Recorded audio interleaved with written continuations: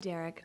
So currently I'm working for a startup company. We're a digital marketing firm, and my dad is also working for a startup company. He's just started his own business 2 years ago. It's a solar energy company. So really the scalability of our companies are completely different. But would you say younger people or older people, either or, have the upper hand when it comes to entrepreneurship?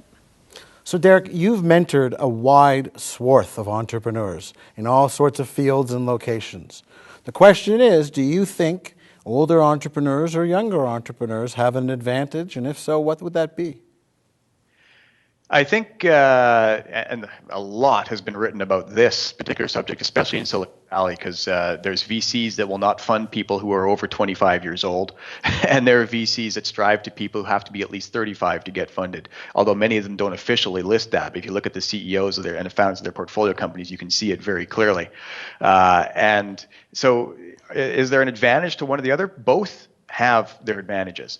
The advantage of youth is the perception of invincibility. You don't, you have you can risk anything, and really you can, and you should. If you have a desire to take risks and absorb risks into your life, when you're young is the best time to take those risks, because you don't have to be supporting a lot of additional costs and things which could potentially deter you from pursuing an entrepreneurial path. Did you just call your daughters additional costs?